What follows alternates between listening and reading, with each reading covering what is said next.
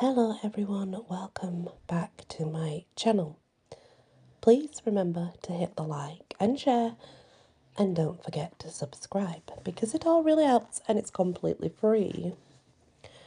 These stories are true ghost stories and they come from the region of Singapore.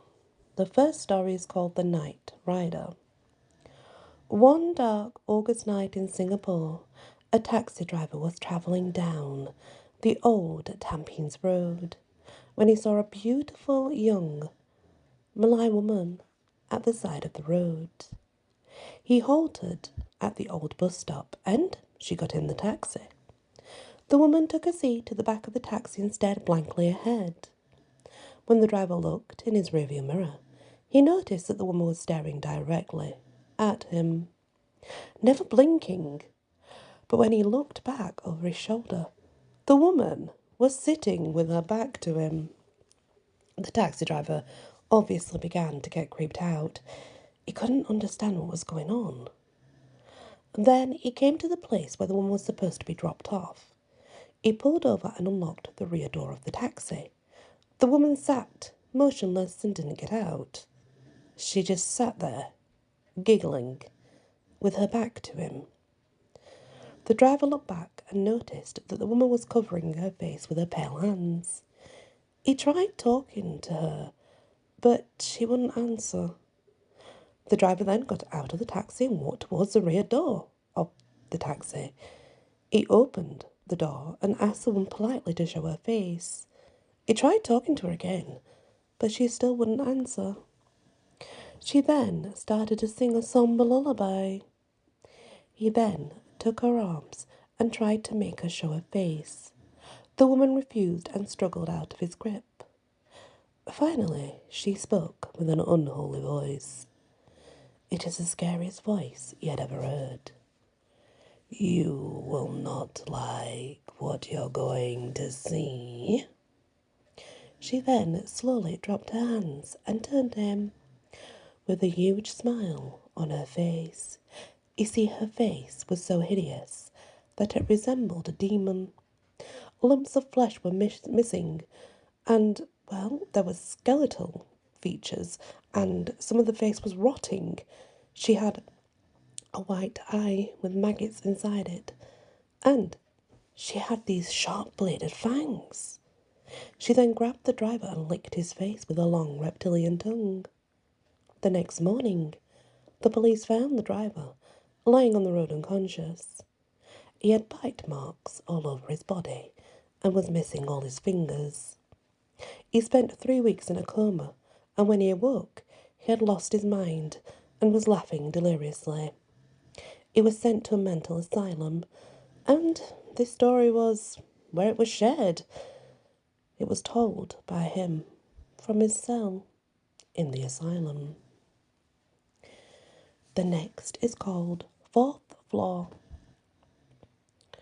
So this story I'm about to share happened when I was still working as a student. This is a person's story. I got a late night shift job with a cleaning service company. I have to work all night cleaning the mall area after all the employees' service crews had gone home. During that time, it was my first night on the job, so I was being trained by an older janitress. And that night, while we were cleaning the woman's toilet on the 4th floor, I was startled with a loud shriek.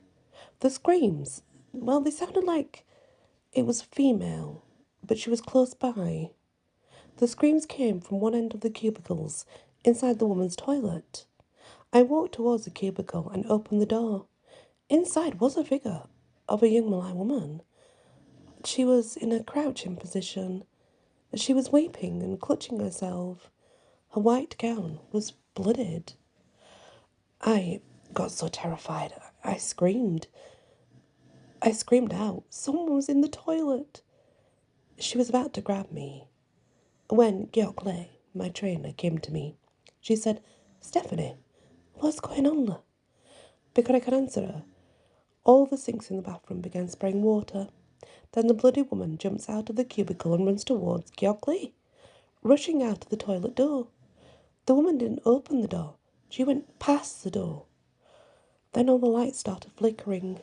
Terrified, I got to my senses and quickly closed all the faucets. I gently opened the bathroom door. It slowly creaked open. I looked around the empty mall. It was empty. There was no one in sight.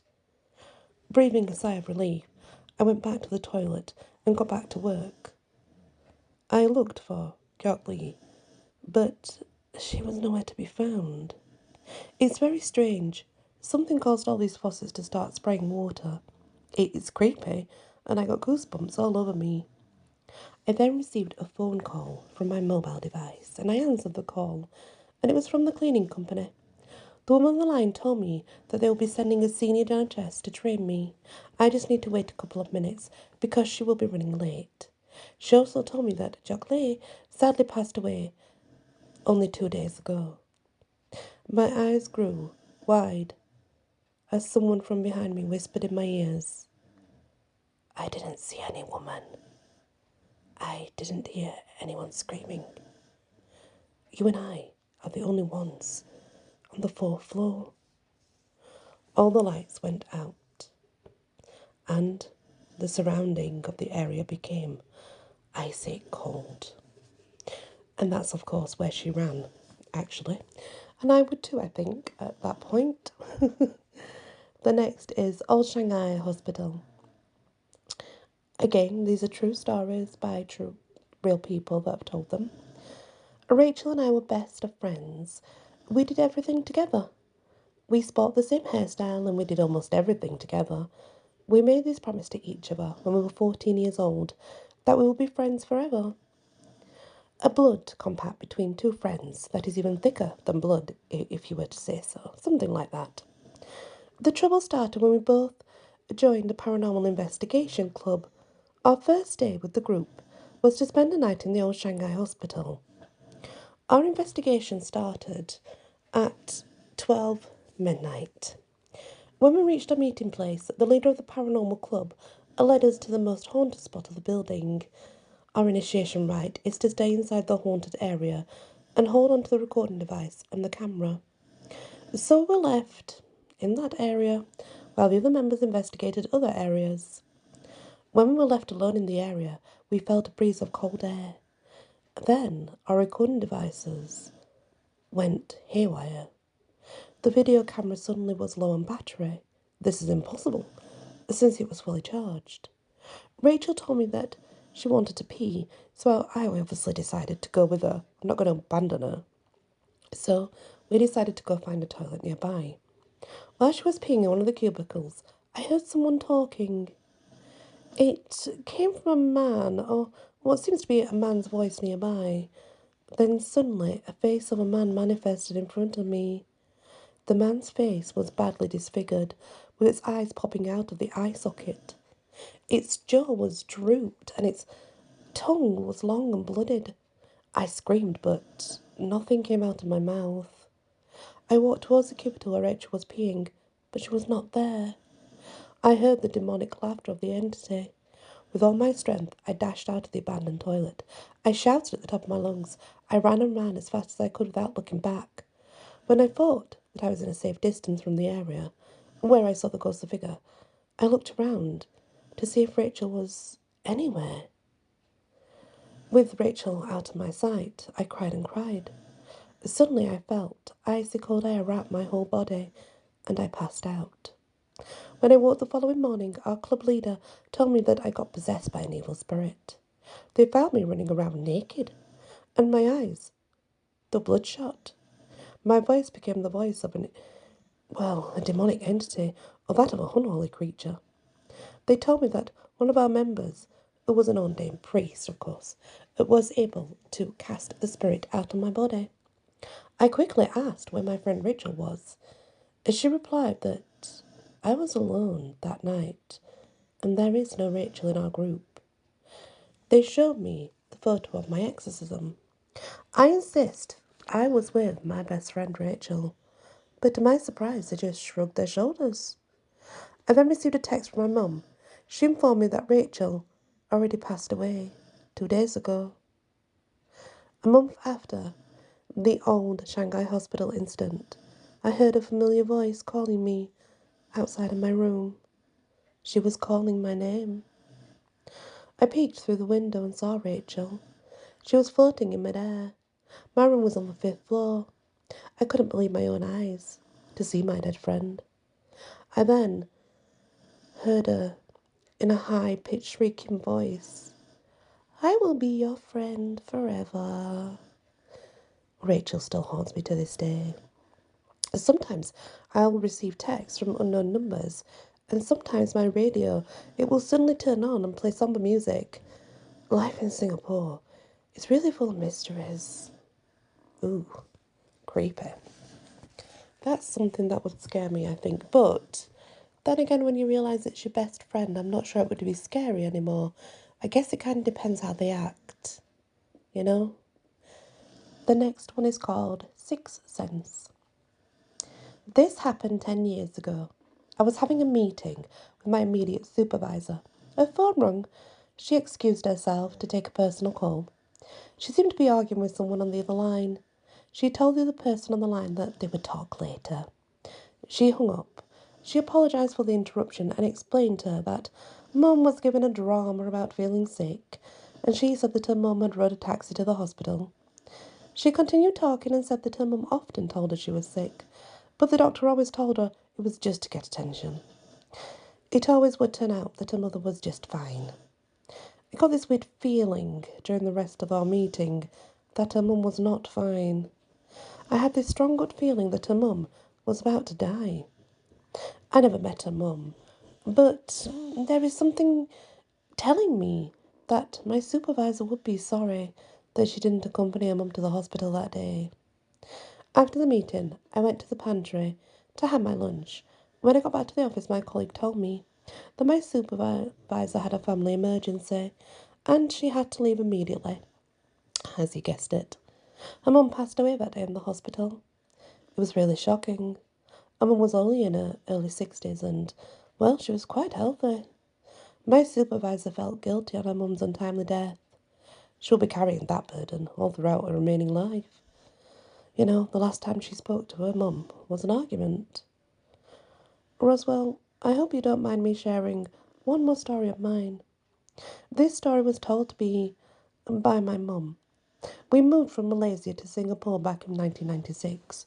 Shortly after we moved in, there was this dog howling outside my parents', and it was their bedroom window. It was after midnight. The dog would howl continuously for about 10 minutes. The sombre howl would sometimes sound like someone crying. Then it would suddenly stop, and deafening silence would follow. My mum told my dad that this might be a sign of a death to come. They would hear the same howl for 4 consecutive nights. Then the next day, my mum got a phone call from Malaysia. She was informed that one of her relatives passed away 4 days ago, and they were trying to contact her, but they didn't know a number. After that night, the dog stopped howling. The next day, an old uncle in his 70s knocked on the door 3 times.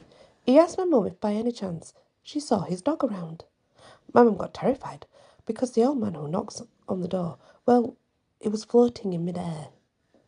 The next day, my dad got a mild stroke and was sent to the hospital. Creepy indeed. A Thai haunted hospital is the next. It seems there's a lot of haunted hospitals. It's already past midnight, but I can't understand why. I can't fall asleep. I'm confined in one provincial hospital here in Thailand. We were on this vacation of Thailand for 2 weeks. I got diarrhea and, well, that's because I drank the tap water in the hostel that we were staying in. My room was small and dilapidated. That's another word I can't say. There is no air conditioning in the room, so I have to depend on the old ceiling fan inside the room. A totally bad accommodation for any sick patient. This hospital is a single-storey structure. In front of the hospital is a major road, and at the back of the hospital is a dense woodland area. Though a small hospital, the doctor and nurses are accommodating and, well, very well trained. Before my friend left me to get back to the hostel, We talked about the mysterious stories that circulated around. One of my friend, who actually speaks Thai, said, "You know, Charlie, I heard that there's a ghost nursing pass through this hallway every 3 a.m. Also, the nurse I talked to a while ago said there is a boy that knocks on each room past midnight. My other friend, let's call him E.T. You know, us Singapores, we like using our initials in our nicknames." E.T. said, "I also heard from one of the patients that he experienced black figures passing through walls, and he can hear it wailing as it passes." One of my friends joked and said, "Charlie, let's just see if you can survive the night and get out of here alive tomorrow. You see the energy here, it's too negative." A bit terrified, I just joked around and replied back, "Don't worry, La, it's not yet my time. And if I don't make it out alive tomorrow, I will make sure I visit you every night." E.T. smiled and responded with a grin. "Think of it, La. After we leave, you'll be here alone. Just tell us about your experience tomorrow." It's already 2 a.m. I still can't fall asleep. I can't stop myself from looking around the room. I spot a crack, the corner of the ceiling above. My mind starts to wander. What if there will be some nasty entity that will crawl out of the crack in the ceiling? What if the ghost child will look straight at me in the eye? Me and my morbid imagination. I looked at the hospital beside me. The bed is empty. On the wall I can see shadows of the tree branches sway. The shadows formed a fan, sometimes a chicken. I imagined the shadow formed into a small child, or a figure of a nurse. Then I saw a figure in my peripheral vision. A figure of a fat lady staring directly at me. I closed my eyes and told myself, "Stop imagining things. You're just scaring yourself." I yawned. I'm already drowsing off. I'm falling asleep when the ceiling fan suddenly turned off. Shit. I sat up on my bed and reached out on the fan sitting on the bedside table. I got terrified when a breeze of ice-cold air touched my nape. I almost fell down on the floor when I saw this fat lady sitting on the hospital bedside in front of me. Her hair was messy, her shoulders drooped down, and she was wearing a dirty short-sleeved skirt. I held my breath, and, well, I can't move my arms because I'm literally frozen. The fat lady then looked towards me, in my direction.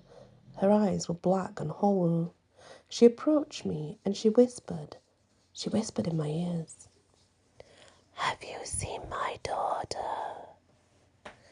Her voice was so cold, so cold.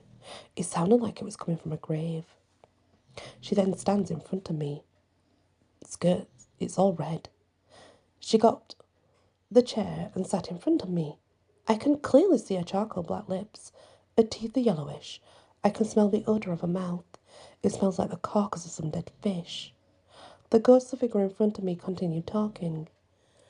"Do you know where my daughter is? Can you help me find her? Will you?" I sink my fingers on my bed's cushion. I clawed at it so tight that I can feel the pain in my fingers. The ghost lady continued, "Oh, here she comes." The door slowly opened with the creaking sound of its old hinges. Then a bloody girl came inside, her pupils looking towards me with her mouth wide open. Her tongue was out. She looked like she was being choked. She floated towards the bed. The ghostly woman then choked the ghost child until the ghost child collapsed. Then she carried the ghost child towards the bathroom. She then ran towards me and choked me till I passed out. I was awoken by a tap on my shoulder. It was the nurse. I sighed. What a relief that was. Was it a dream? I don't know. I don't know if it was a dream or if it was all real. Oh, all I know is that it happened to me. And I don't know what to think about it. I told my friends obviously the next day, but they thought maybe I was dreaming. And that's the first set of ghost stories. Singapore ghost stories. Thank you for listening and many blessings.